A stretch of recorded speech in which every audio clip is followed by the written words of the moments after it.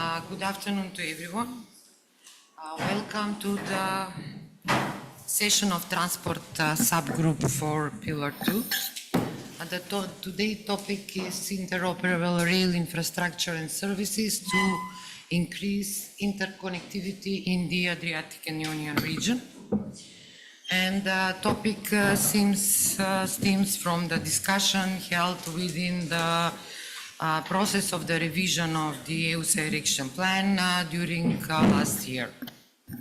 Railway network interoperability was identified as a priority action to be pursued within the period 2023-2027, and in fact interoperable and interconnected rail network enhance seamless cross-border movements by reducing border crossing times, and as well the trade barriers, and respond to the growing demands of commerce and traveling.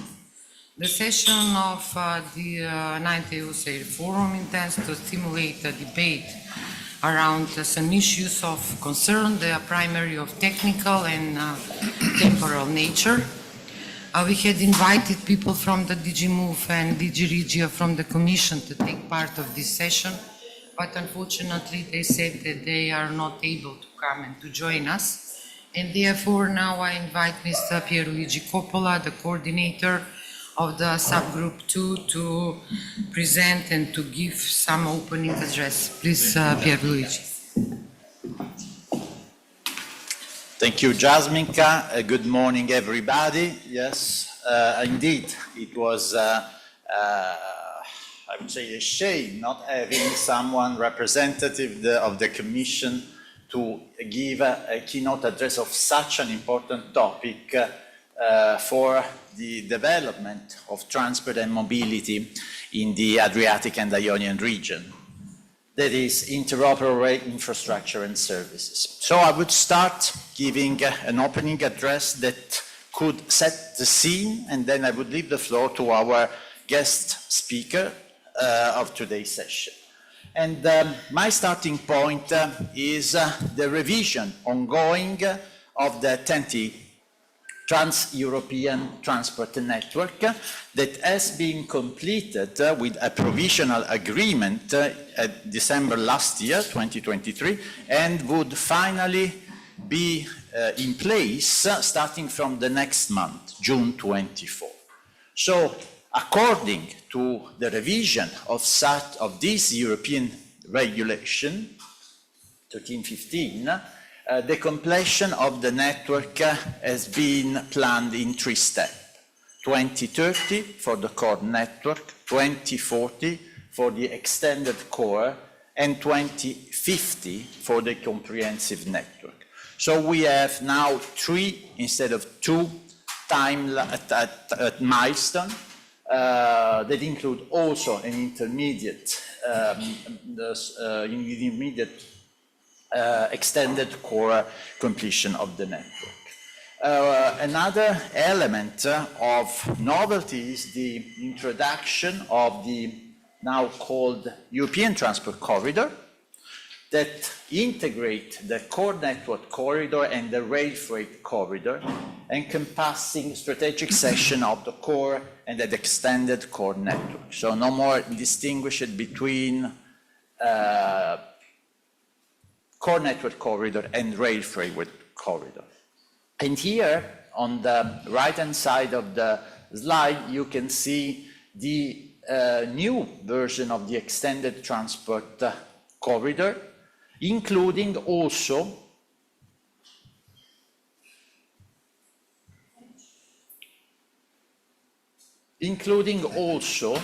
the let's say, element of novelty for the Adriatic-Ionian region, notably the introduction of a new corridor that is the Western Balkans, Eastern Mediterranean ones, as well as the extension of the Baltic-Adriatic Seas corridor along the Adriatic coast. Well, the policy objective of such an extension and such introduction of a new corridor in the area, in the macro region we are dealing with, is to increase connectivity with Europe in order to foster resilient transportation system, to shift passenger and freights on more sustainable mode of transport, namely the railway transport, and to focus on urban sustainable mobility. As you can see, there are a lot of urban nodes that have been introduced also in this network. Well, this is very consistent with what we have carried out in the first release of the EUSAIR Transport Master Plan, that actually was conceived as a step involving key stakeholders in the area in order to share a common strategic vision for transport and mobility, including the definition of alternative pathway scenario that could lead to the achievement of this vision by identifying priorities and feasible project. Well, within, as many of you know, within the development of the master plan, of the transport master plan in EUSAIR, we also developed some model simulation, and we also produced some key indicators that could reflect the level of achievement of the targets in terms of connectivity within the region. And here you can see two maps representing the so-called railway connectivity indicators for before. So the base scenario was set at the moment at year 2017, and at the completion of the extended core network, so year 2040. As you can see from, let's say, a predominant red, that means a low connectivity, specifically in the Western Balkans area, we reach, with the completion of the extended core network in year 2040, a more homogeneous level of connectivity, interconnectivity by rail, with the only exception of some internal area of Bosnia-Herzegovina and coastal area of Albania. That would be then sorted in the 2050 scenario of the comprehensive network. Now, the vision and the plans are a great opportunity to improve connectivity in the region, but at least a big challenge. Note that the features that characterize this new corridor are of, let's say, there is a very, very important outreach in terms of, for example, motorways extension, railways extension, that, as you can see, ranges over 5,000 kilometers, in terms of new seaports and airports that have been included in the corridor, as well as urban nodes and the multimodal freight terminal. So a huge investment to enable the provision of seamless and safe cross-border, but I would say overall connectivity by rail services for passenger and freight in the region. Here you can see in this table what are the extended core requirements for the rail infrastructure in the networks. So you have a minimum train operating speed of 100 kilometers per hour for freight and 160 for passenger. You have a combined profile of rail transport of P400, a gauge of 1435 millimeters, electrification on all the networks, an increase of actual weight for trains, an increase of train length, the diffusion of the ERTMS, and the interoperability across all the railway network. Very ambitious target, I would say. Very ambitious target that presents some key issues in the implementation. First, in terms of railways infrastructure development. On the right-hand side, you can see, just at a glance, what are the kilometers of the railway infrastructure in the Western Balkan 6, the ones that need to be electrified according to the requirement of the extended core, and the ones that need to be upgraded in blue, along the corridor. So there is a huge gap to be bridged up in terms of rail infrastructure, in particular in the Western Balkans, where the infrastructure is less developed than in the other EU countries of the region. There is a gap in the legislation, particularly that at the moment, at present, regards not only rail transport, but also road transport, particularly for the border crossing points where there are huge delay, but also in terms of the implementation of the EU acquis in the field of dangerous transports of goods.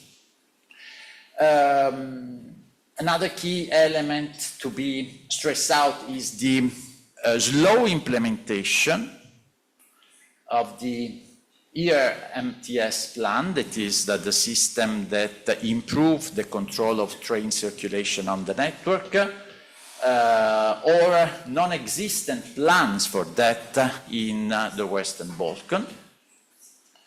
There is no plans for exploring innovative and green solutions for rail, such as the introduction of train hydrogen-based or other information and communication technologies, ITS, to improve services. And last but not least, there are very few or non-existent passenger services, rail services in the Western Balkans. So, key issues that pose us a challenge and also a question in terms of how much this very ambitious plan is feasible within the timelines that the Commission has set. So the topics for the discussion and the main motivation for having organized a session on interoperable and quality rail transport in the region is first considering the complexity and the duration of the implementation of the transport infrastructure project. Yesterday we had a session in which it was very clearly pointed out that railways project requires a long period not only for the implementation but also for the preparation, and are complex also to be public procured. So we are talking about projects that require 10, 15 years from the conception to the operation. So there's a framework of priorities that could be identified for the region. And in the master plan, we have tried to identify some, well, based on the ongoing and the planning project, what could be the priorities for rail development in the area. So first point, there's any priorities that could be identified. Second, how to harmonize the standard, the legislation, in particular between EU and EU candidate countries, and what resources are indeed available to upgrade the existing network. I'm here referring, for example, to the ERTMS, the European Railway Traffic Management System, that is an horizontal priority for the TEN-T development. So it's something that is a requirement for a section, a rail section that belongs to a corridor, that belongs to the TEN-T. So what are the plans for, in particular, for the Western Balkans? We have some issues also in Italy and in Greece on the existing Adriatic networks. There's no plans for the Western Balkans.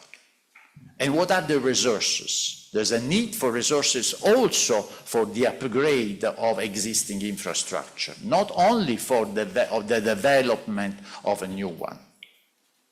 Third, but not least importance, given the time needed, the long time needed for the implementation of this very ambitious project? Are there any railway section that could be upgraded and services that could be activated right away on the existing infrastructure? I'm here referring particularly to some cross-border rail connection for passenger services. We have some examples that have been included in this slide, and that refers to some EUSAIR labeled projects that we have identified during the past years, namely the Interreg Italy-Slovenia cross-mobi that tested a cross-border passenger service between Trieste and Ljubljana, and also the Interreg Central Europe Substance, that is a connection between Trieste and Rijeka. So does any possibility, what are the barriers for starting before the construction, before the implementation of new projects based on the existing infrastructure, starting new services? So actually these are the topics that we have identified for a discussion in this session. We have our our three guest speakers, so I stop here. Thank you for the attention and leave the floor to our speaker. Thank you. Well, thank you.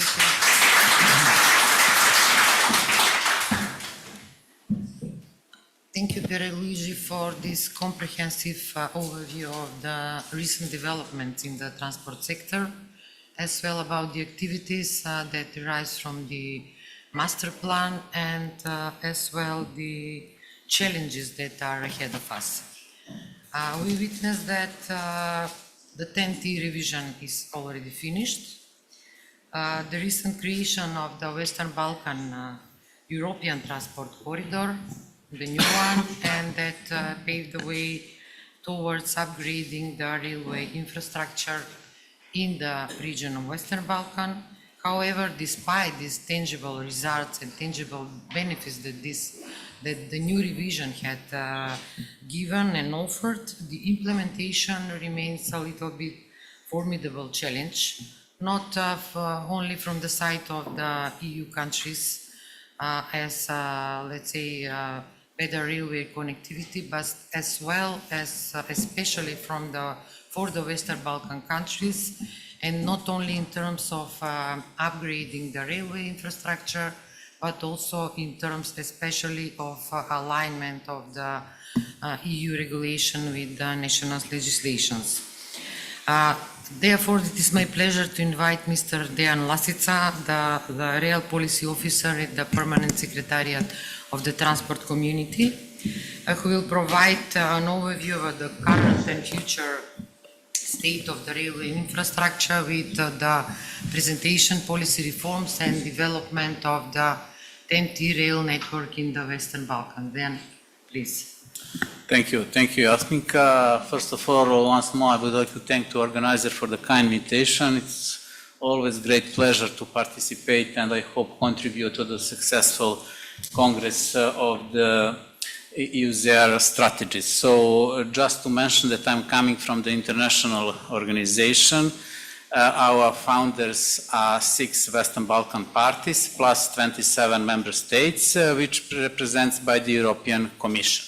So the primary aim of the transport community is the full integration of the all transport modes to the transport network of the European Union. So Professor Coppola already completed one part of my presentation, and he expressed in details main novelty in this year, and I will back on Western Balkan corridors later, but at the beginning of the presentation, I would like to put your attention on the policy measures, because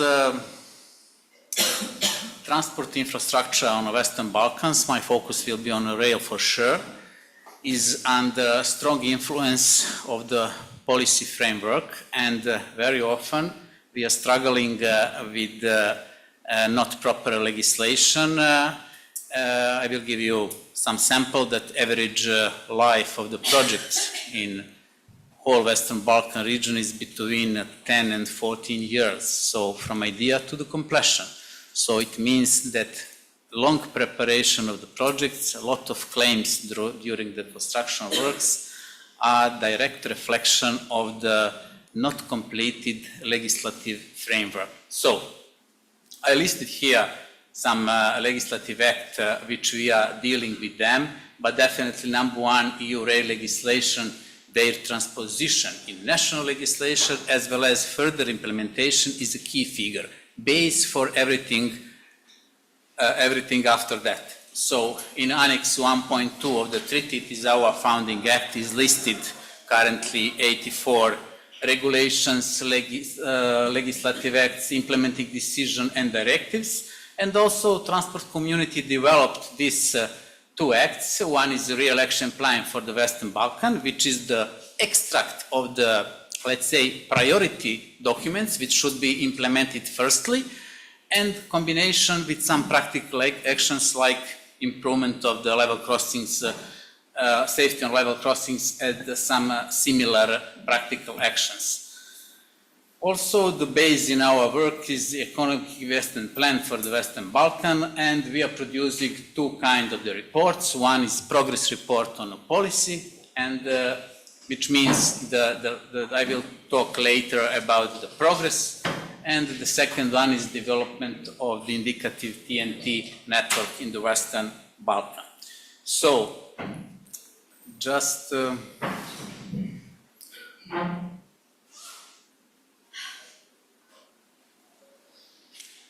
as I mentioned, one of the main documents in our work, what we developed together with all regional partners, are rail action plan.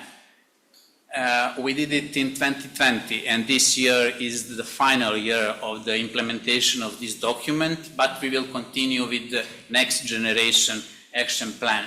This action plan consists of the 6 chapters, and today I do not have time to explain in detail, but you have a link to see what are the priority actions within the rail action plan, and I will try just to explain maybe more sensitive in terms of the implementation. It is the rail market opening as well as interoperability.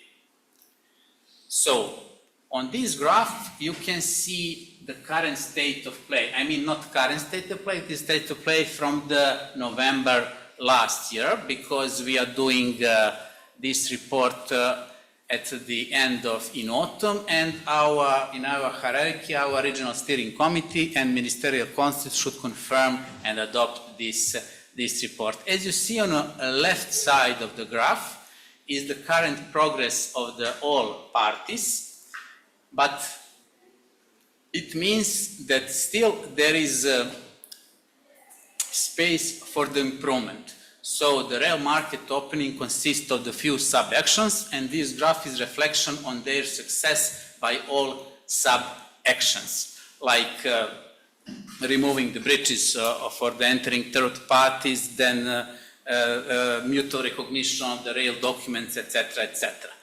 On the right side, one of the actions is also passenger rights, and you see that no one of the regional partners are not fully implemented this 1371 regulation. I will jump just on modernization of the railway infrastructure, as all regional partners in last year achieved some success. It is in orange color, and you can see that overall progress in Serbia, for instance, is over the 90%, in North Macedonia over the 80%, but still they did not complete all actions in this chapter, but it is the continuous work. And finally, overall progress for all 6 chapters is presented on this graph with targeted progress in the last year. Of course, when we are talking about the reforms, I mentioned the rail market opening is maybe most sensitive issue. It was not just on the Western Balkan, it was everywhere, even in the Western Europe 20 years ago. and also for our neighborhood, but I have to compliment all Western Balkan parties that 5 of 6 regional partners did it. So we have a rail market opened at the domestic level in 5 regional partners. And we are expecting the last one next year. It means that now private rail undertaking under certain conditions, of course, can apply for the services in freight and passenger transport. And by the way, when I mentioned that this is the novelty, for instance, in Serbia today we have more than 10 private railway undertakings, on Kosovo 2, in Montenegro 2, in Albania 2, and also we are expecting a new railway undertaking in North Macedonia, as North Macedonia actually did a great progress last year with changes of the railway system law. It was a story about the rail action plan. So rail action plan does not cover all rail legislation. It's just most relevant for the establishing one unique rail market on the Western Balkan. But Annex 1.2 consists of dimension 84 with latest revision of the legislative acts, and in this graph you will see not so good percentages as you can see in a rail action plan. Difference is because of it is the exact value how much legislative acts transposed fully, partially, or not transposed. But okay, it is the process and they still have time to do it. So it was the story and it was the first part of my presentation, and I also would like to underline the importance of the proper legislation, because without good legal base, the efficiency of the coming projects, what I intend to present now, will not give maximum benefit. So this is just figures about the network, but as Professor Coppola already covered a great part of this, I will remind all of you that we have actually 3 layers. Western Balkan corridor is core corridor. It is the, let's say, top level. But under it we have core network and we have comprehensive network, which is the longest, by the way. So the comprehensive network is more than 4,000 kilometers, core is around 2,600, and the length of the Western Balkan core corridor within Western Balkan 6 is even less than 2,600. And you heard that total length of the Western Balkan corridor is more than 5,000 kilometers. But I would start with one message, what I, by the way, expressed yesterday on a panel, but I will repeat. Establishing of the Western Balkan core corridor is a really great chance for the Western Balkan parties, I mean on Western Balkan 6, because the first time in history it will be integrative part. We will not be, let's say, gray wholly on map of the core corridors. And also we do hope that branches on Western Balkan will be under the same treatment as the branches of the Western Balkan corridor in Italy, Austria, or Croatia or Slovenia. So this is intention that the conditions along the whole corridor in 2040, let's say, would be the same. So today we have a lot of difference under conditions, but you will see in the next slide how our conditions are now. So this is just figures and all the names of the former corridor 5C, 8, corridor 10, etc., etc. I will skip it. So this is the core network, core railway network on the Western Balkan. What I mentioned, that is the almost all distances are part of the Western Balkan corridor, but not all. This is the already very well-known map. So, and the first part, we have combination 8 EU member states. I mean, future Western Balkan corridor will cover the 8 EU member states plus all 6 Western Balkan parties. And we do hope that this corridor will be really common for all type of activities. And just to introduce that new European Core Network Coordinator already raised this issue, and the study for the Western Balkan corridors will be, consultative already engaged, and they will start to work together among the other stakeholders together with transport community and regional partners as well. So, Professor Coppola already touched all TNT standards. So maybe it's better to skip everything, but maybe I will repeat something. So, starting for the electrification, on the left side you can see the percentages of compliance with electrification separately for the core and separately for the comprehensive. So you can see that more than 70% of the core network is already electrified, but just 52. Difference is because the comprehensive network is longer than core, simple. So this is the current state of play for the one TNT requirement, and on the right side you can see graphic map with the marked in green electrified and in red non-electrified lines. The next TNT criteria is excel load, so it means that core network is almost on 90%, and with implementation of some projects, the whole network will be almost 100% in compliance with this criteria. This criteria means minimum 22.5 tons per axle.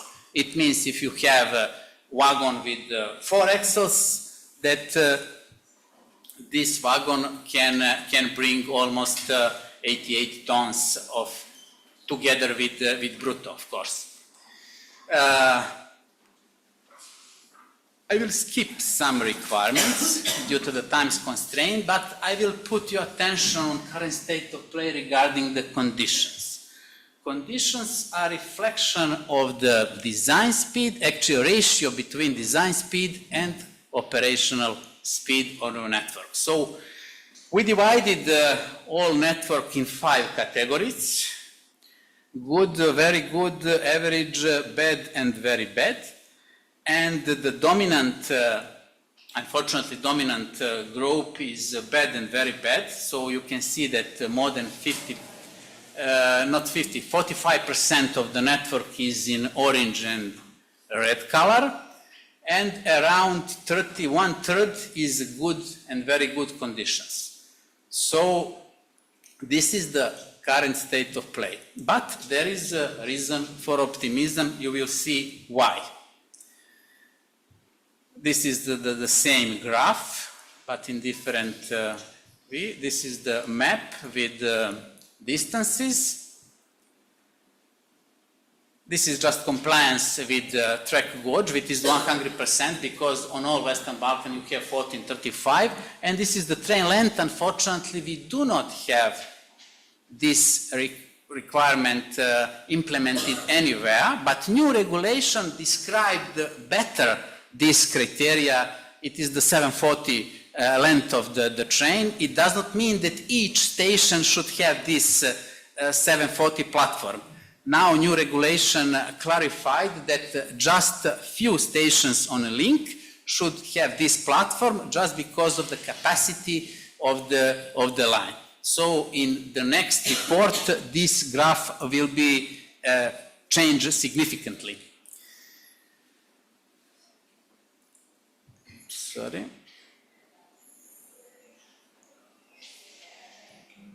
Yes. So on this graph, you can see 15 ongoing projects on the Western Balkan. I will not pass through all of them.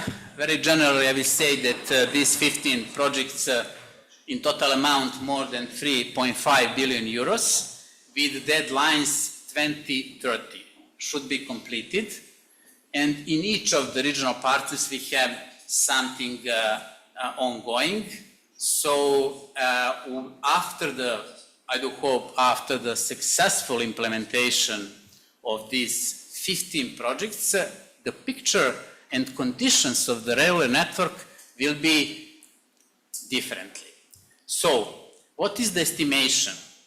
After the implementation of these 15 projects, the electrification will jump from the 70% on 84. Why? Because, for instance, the former Corridor 8 in North Macedonia towards Bulgaria will be electrified. Section from Niš towards Bulgaria will be also electrified. Tirana-Dures will be also electrified. So we have really tangible things. It is not, I mentioned just 15 projects which is ongoing. So it means that it is not a list of wishes or something what is out of maturity of the project. This is just something what is ongoing, and I do believe that in coming 4 years, all regional partners will complete it. So this is the very visible progress in one TNT criteria. Of course, we should pay attention on the current maintenance. We should not forget daily maintenance, etc., etc. Not just put attention on the new projects.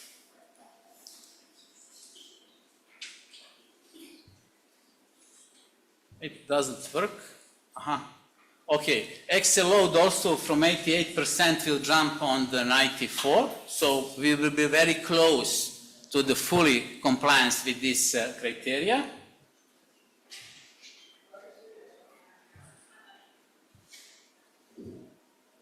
I have some. Okay, and most important changes will be in conditions. As you remember, on the first slide, on the current state of play of the conditions, we have had almost 45 percentages in bad and very bad conditions. It means that operational speed is just 50% or less of the design speed.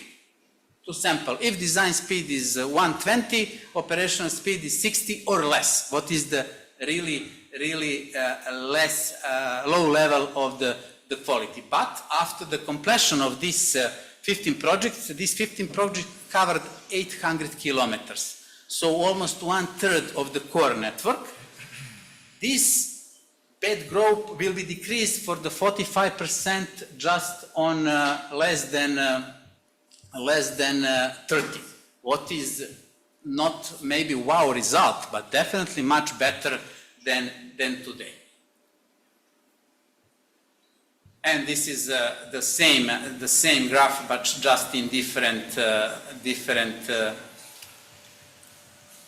presentation. Also on a table you can see comparison 2023 and 2027, and what could be changed. For instance, the very good will jump from 10% to 40%, and the very poor will be decreased from the 38 toward the 16%. It is the main difference. It means that our customers and passengers, as well as the business users, will have more reasons to be satisfied.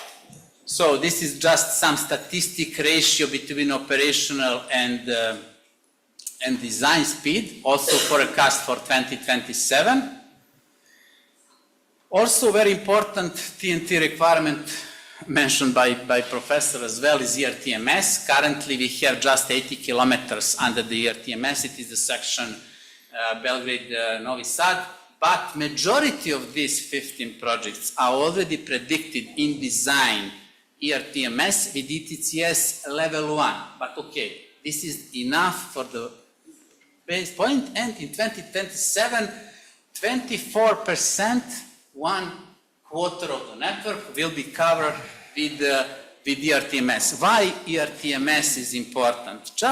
I will mention just the percentages of accidents in incidents is really lower on the sections covered by the ETCS. It is the statistic issued by European Railway Agency, and it is the most important parameter in transport, even more important than travel time is safety, so the human lives that do not have the price, so we really should put attention on this project, and this is the requirement what will be respected in all coming projects.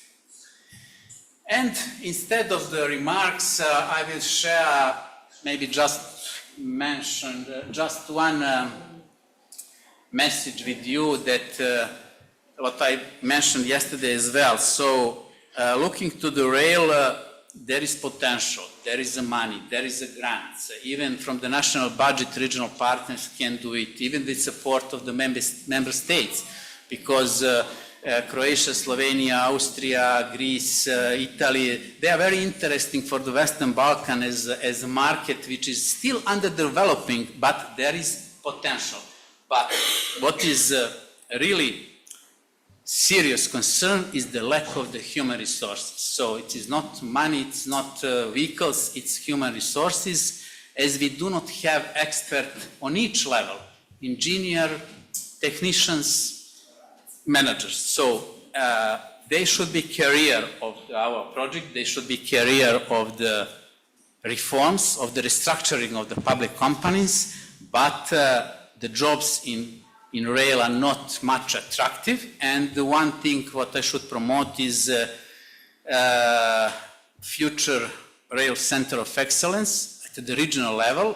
Transport community with support of the all regional partners will develop this project, and we do hope in 2 years we will be in position to establish this center, which will not be replacement for the regular school, just for the new knowledge from the rail acquis.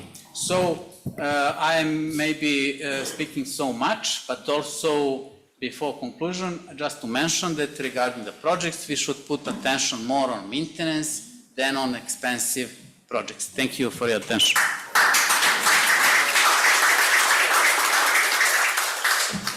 Thank you, Dejan, for this really comprehensive overview of the status of the policy reforms in the region of Western Balkans in terms of legislation and the current status of the railway infrastructure. We know that infrastructure is a necessary condition for interoperability, but not sufficient, and legislation is also a key driver for the interoperability. Now, the second speaker of our session is Ms. Franz Jepic, coordinator of the Priority Action 18 of the EU. Thank you very much, Jasminka. And since the Danube strategy started before the EUSAIR, so we have lessons to learn, so please. Thank you very much, Jasminka, and good morning to all. We are getting late. How much time I have? Because I would like to leave some time to Paolo. 10 minutes. Sorry? 10 minutes. 10 minutes. Okay, thank you very much. I will try to speed up my presentation. I am similar to Pierluigi and Jasminka, a coordinator for Danube region there for the Adriatic Union. We have a lot in common. First of all, the Danube region is something that you should know, and it is 14 countries stretching from the Germany to the Black Sea. It has a population of 150 million and an area of over 1 million square kilometers.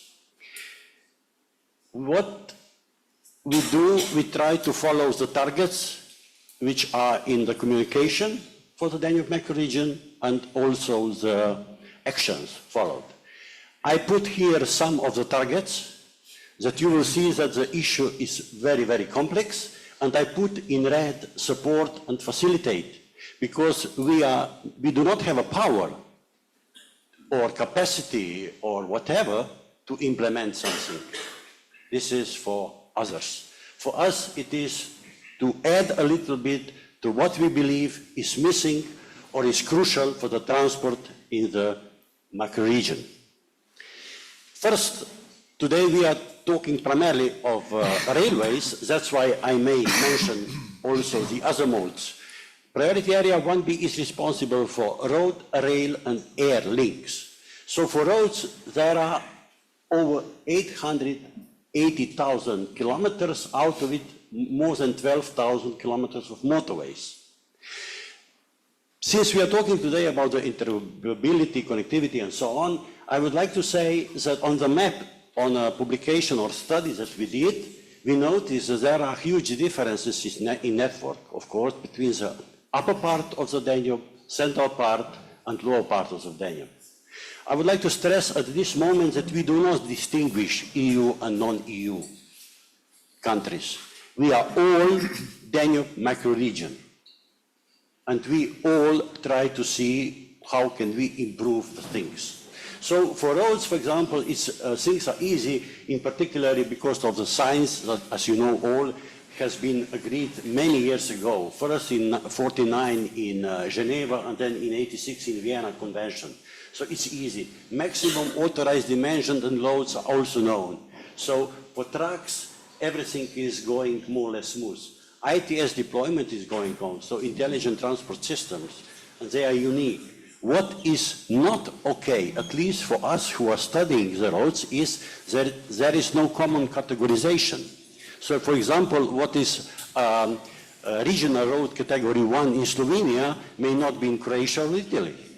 So we have differences to compare the status of the road, the quality of the roads, and so on and so on. Then, second, it's not moving. Can you move one slide, please? Thank you very much. Second, I would like to mention the railways.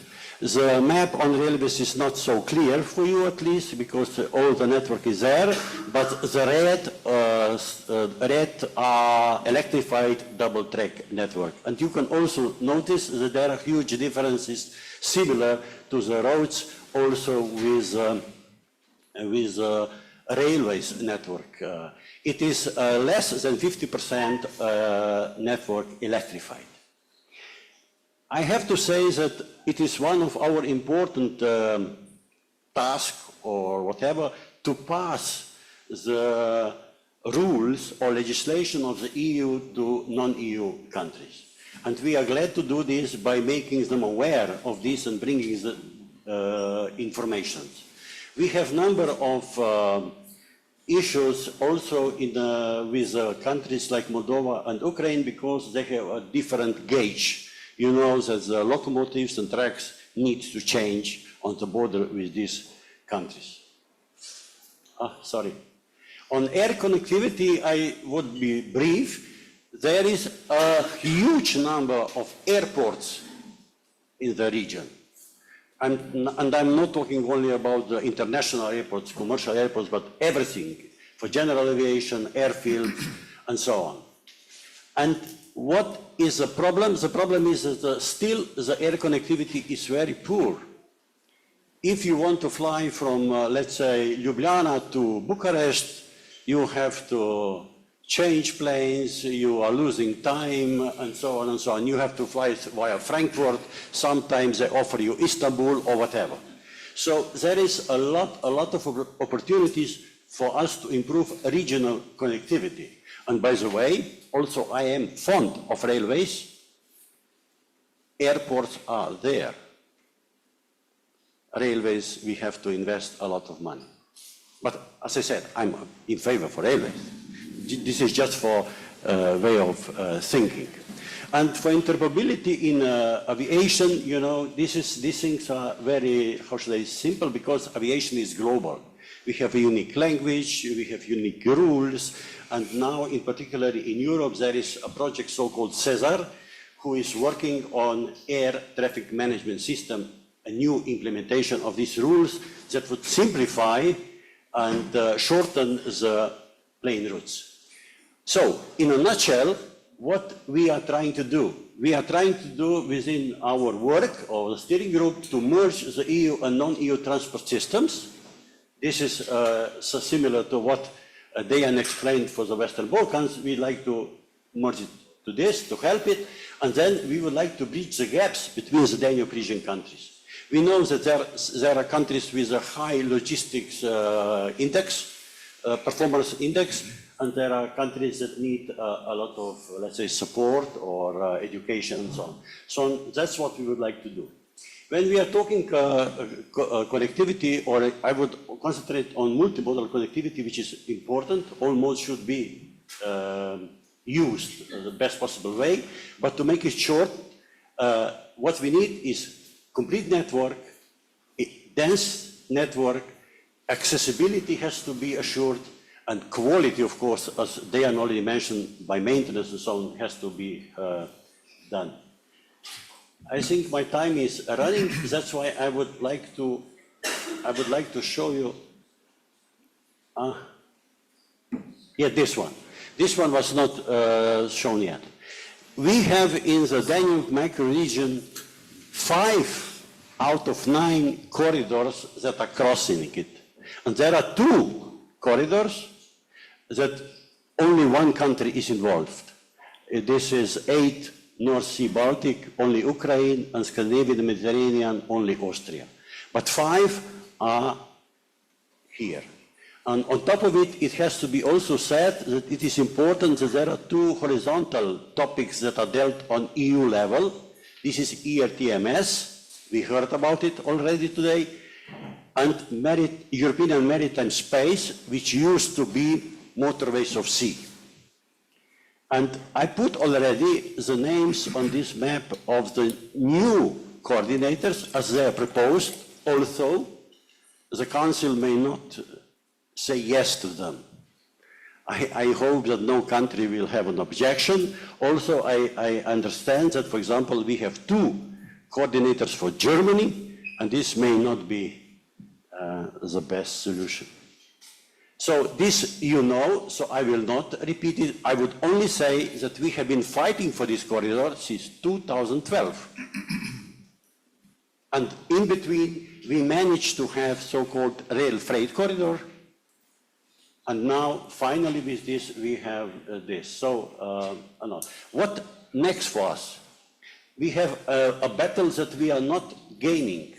We want also from 2013, Romania and Slovenia try to push so-called Traianos rail freight corridor, and we make no progress. We have no money to make a market study or feasibility study and so on. Also, within the 3 Cs initiative, if you know it, there is always a talks about connecting Adriatic, Black Sea, and North Sea, whatever. So anyhow, and then my provocation always is on the multimodal Adriatic-Ionian corridor. You know that since 2000 we are talking about Adriatic-Ionian motorway only. But I would like to provoke Croatia, Montenegro, Albania, and so on, that we could make, or at least a study on railway line between Ploče, direction Greece. Just to see if this makes sense or not. Because if it makes sense, we will need 20 or more years to do something in this field. So the way forward for us is cooperation, coordination, and agreement on priorities that we need to do, and also we need joint financing initiatives.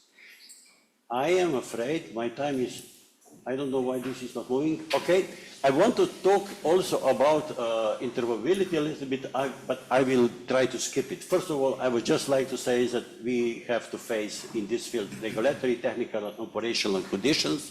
And Dejan spoke a lot about these issues already, some of them. ERTMS, you heard.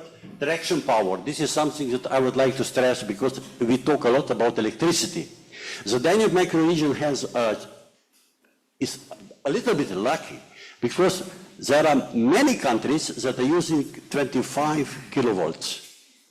And there is only Italy and Slovenia with 3 kilovolts, and then we have Austria and Germany. So with double system locomotives, dual, or this kind of issues, we can solve the solutions. I would also like to make one mentioning of something that is now appearing, and there is a lot of talks about between the railway experts. This is so-called digital automatic coupler that should remove the human force in order to put together the wagons and put the trains and decompose the chains and so on.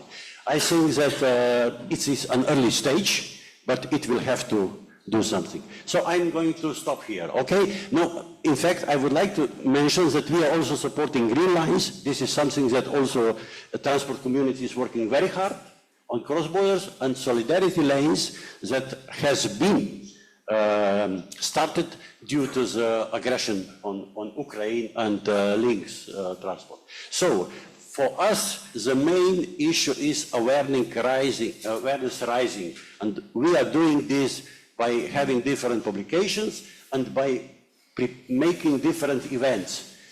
Here are a number of them that has been dedicated to certain topic where we see it as important. And I would also like to say that we support projects like the one that we are going to talk right now, because the project you are going to listen has been a flagship project also for the Danube region. So I'm afraid the time has been a little bit longer than planned, but we have been late all the time. Okay, but more or less we are on time because the previous session was delayed, so we start a little bit later. I just want to say that there is so much to be said about transport, and it's an interesting topic, but we cannot deal with it in 5-10 minutes. Thank you. Okay.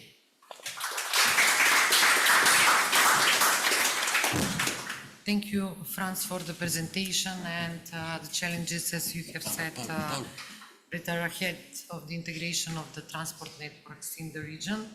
Now I would like to invite Ms. Paula Vileno from Central European Initiative Executive Secretariat for, let's say, having a presentation about the railway services that can be done also without everything in place in the railway sector. So please, the floor is yours. Thank you. Thank you very much. Good morning, everyone. My presentation will focus on the importance of EU-funded projects to support innovative cross-border rail services. There will be, as we will see, there will be different activities, and there are different activities that can be supported by EU-funded projects in order to not only analyze if the train service could be operated, but also to fund the concrete operation of the service. So I have decided to start my presentation with some pictures, refer to the launch event we have organized on the 24th of April to celebrate the first ride of a direct cross-border passenger train service that after decades, I would say after 50 years, has connected again the city of Trieste with the city of Rijeka. This was made possible thanks to different activities that were also implemented in the previous years and with different other projects. But currently the train is in operation. It started on the 24th of April. It is a daily train connecting on a daily basis the two cities, and it will be tested until the end of September. This experimental connection is funded by the Interreg Central Europe project Substance that is coordinated by the Central European Initiative. The pilot action is a concrete example also of cooperation, since the train is jointly operated by two railway companies, the Slovenian railway company and the Croatian railway company. But in order to set the basis of this long path for reaching this great result, we have to go back to 2018, when the European Commission published an interesting study on missing links on cross-border rail services and connections. 365 cross-border links were analyzed, out of which 149 were mapped as non-operational, but there were 33 promising links, meaning that links that could support the setting up of new connections. One of which is mapped in the other map is to the one between Slovenia and Croatia. And this is the one on which we have focused our attention for planning the transport service. Does it work or not?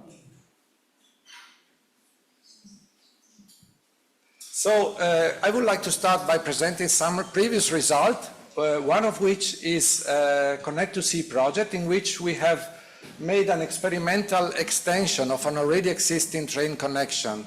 The train connection already existing is the Micotra train linking Austria with Friuli Venezia Giulia region with Italy, and within Connect to Sea project, an Interreg Central Europe program led by the Central European Initiative, we have tried to extend for 1 year this train to Trieste, and the results were so positive that the public authority decided to integrate it in the regular planning. Therefore, today it is confirmed as a regular service. But on the other side, we have also worked on promoting connectivity, cross-border connectivity with Slovenia, and we have defined in the framework of Connect to Sea project a combined cross-border ticket for using the urban bus service in the city of Trieste and the train connection to Ljubljana.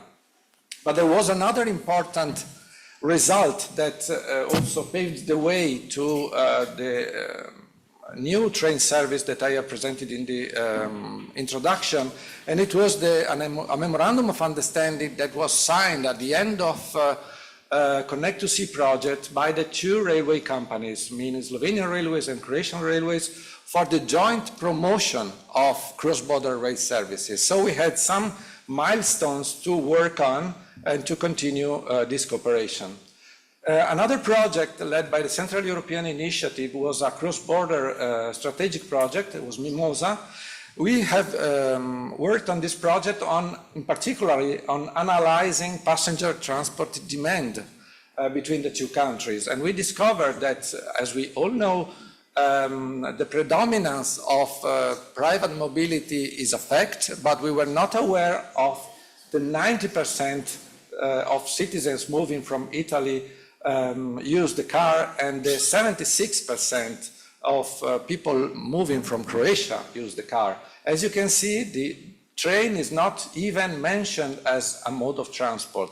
And this was one of the issues we have discovered using this, performing this analysis. In fact, lack of cross-border direct train connections was highlighted by this analysis funded by the Mimosa project, and the first idea on proposing a direct service was included in a sentence of this study that proposed to maybe connect northeastern Italy with Primorje Gorski Kotar County.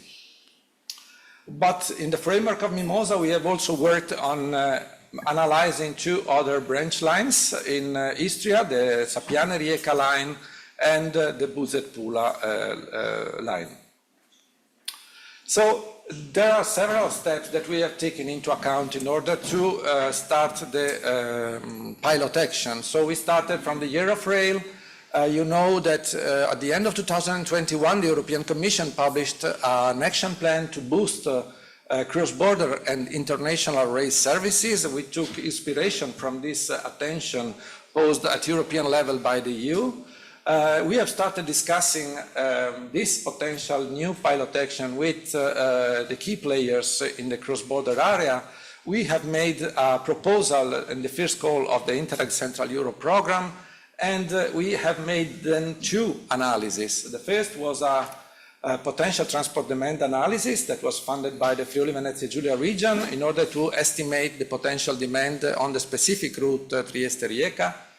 And another was a public transport accessibility assessment on the same route in order to understand how this route is served by public transport currently and how it will improve after the implementation of the pilot. So the roadmap can be summarized in 10 steps. So these are the steps that we have taken into account in order to launch the pilot action. So I have already mentioned the first four, but of course we had discussion also on budgeting, on agreements that we had to find with as regards tariffs, timetables, and ticketing.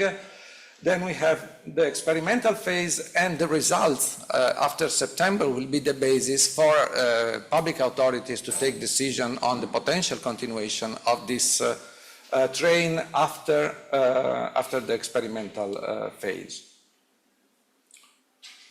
So these are steps that can be used as a roadmap for replicability to other areas. And we think that, for example, in the Adriatic-Ionian region, it was already highlighted in the introduction from Professor Coppola. There is a scenario as regards rail connectivity in 2017, but we see that it is expected to improve based on the investments planned very soon. So by 2030, some concrete improvements can be seen. And what we can reason about is about these two routes. The first route is from maybe Trieste to Rijeka. The second one is, for example, to reach from Trieste to Belgrade. So if we have a look more in detail at this part of the map, we can see that on the left side, the connection has already been in a certain way solved by the Substance project. So we have an operating service currently connecting these two countries. On the other side, we have started working together with the Friuli Venezia Giulia region on analyzing some key aspects for improving passenger rail connections along the route Trieste, Ljubljana, Zagreb, Belgrade.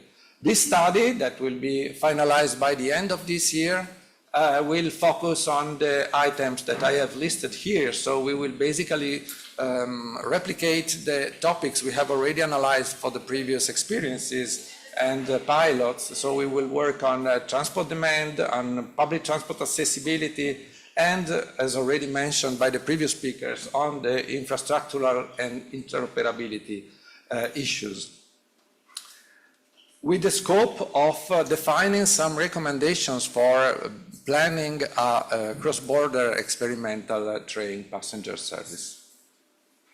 So I'm going to conclude my presentation with two takeaways. The first is refer to the interpretative guidelines of the regulation on passenger transport, where it is clearly stated that not only cross-border transport, but also international transport can be supported by public authorities with public service obligations. So an agreement is needed, and I think that cooperation is essential also to reach this kind of agreement.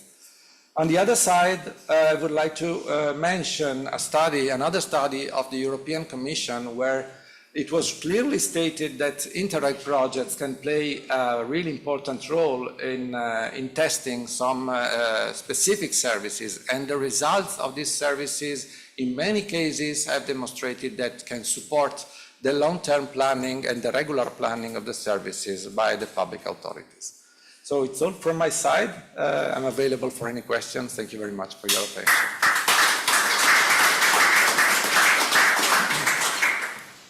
Thank you, Mr. Delina, about the Interreg cross-MOVI project. I hope that the project like this will show in the future that are needed and that are of the benefits of the people, not only within the country, but also, as he has said, like a cross-border projects. Any questions? We have.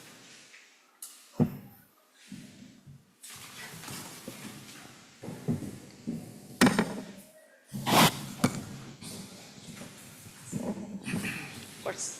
Thank you. My name is Kisela Hachkai, CDI Tirana, Albania, a think tank based in Tirana, working on regional cooperation and connectivity. I hope you can hear me. First of all, thank you for the intervention and presentations. I would like to bring some civil society perspective to the discussion and hope that they can also be useful for the future work of the EUSAIR stakeholders.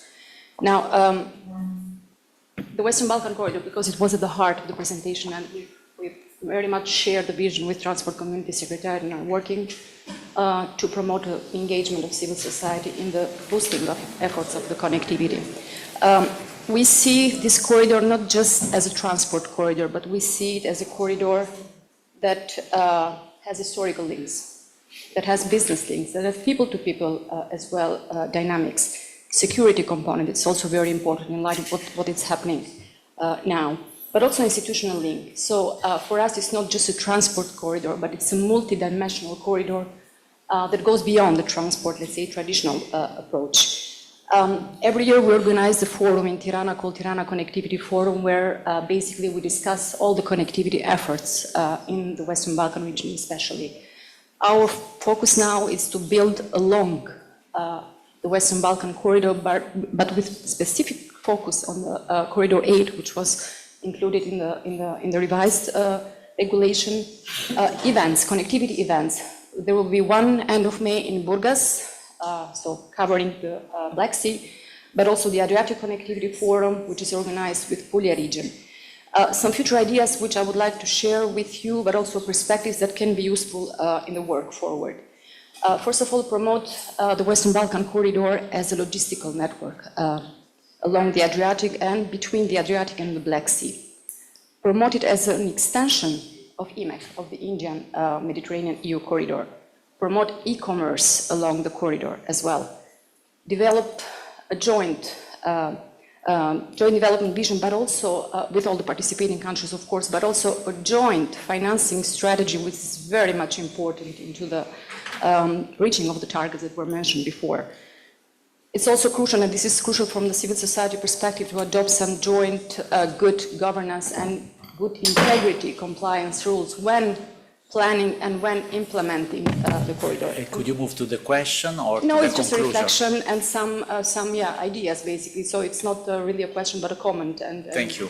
So if you can shrink, because we are very late and we need to leave the floor for the next session. Sure. Last point. Set up a corridor platform to discuss in a more multidimensional way, but also include other societal actors into the discussion, because it's always useful to have perspectives from different society actors. Thank you very much. Thank you very much for this comment. Thanks. I think that we have no time for additional questions, Jasminka, because there are people waiting for jumping in the next session. So let me go very briefly to the closing remark. But before that, let me thank our speaker, Dejan Lasica, Paolo Di Leno, and Frank Zepic for their presentation. As a final remark, we have discussed about several issues today. The focus of this session was to raise awareness of the fact that there is a need for railway connectivity and railway interoperability in the region in order to bridge up first the gap in railway capacity, but also in the state of the rail condition, particularly between the EU and candidate EU countries. What we have learned and what we can draw as a conclusion is that in the Western Balkan, the rail action plan of the Transport Community Treaty is performing well, but there is still an importance that should be stressed out for maintenance plan of the existing infrastructure. As a second point, I would say that investment in transport infrastructures are needed in order to cope with the ambition of the extension of the revised TEN-T core network and extended core in the region, particularly in the Western Balkan, along the Western Balkan Mediterranean European corridor. This represents an opportunity, but requires also a strong coordination among stakeholders, among countries, in order to remove those physical and non-physical barriers, that is regulative and legislative barrier, that still hold back the full exploitation of existing infrastructure, as well in the future the new modern ones that will be developed. So, in order, as a third point, to guarantee a seamless connection and safe connection, safety is one point that has been also pointed out. The investment is huge.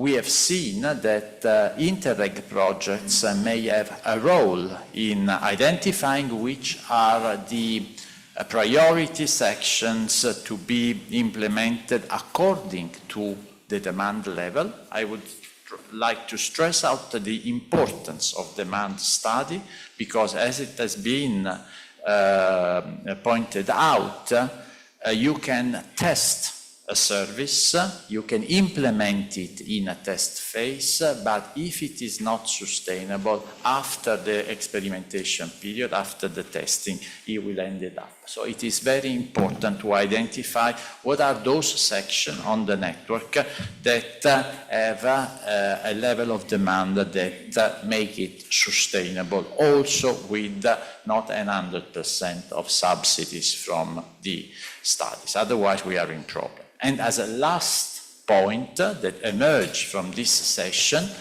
and that I think is of utmost importance from different perspectives, is the point that they and Lasitsa raised about the need of human resources. We need more drivers, we need more trained drivers, we need also more skilled people, also in consideration of the fact that in the future, new technology would improve the capacity, the safety of the network, and those technology would require additional new skills. So we learn with favor and with great pleasure the fact that the Transport Community Treaty, the Permanent Secretariat has launched this center of excellence for rail transport, and we really hope that initiatives like that could be endorsed also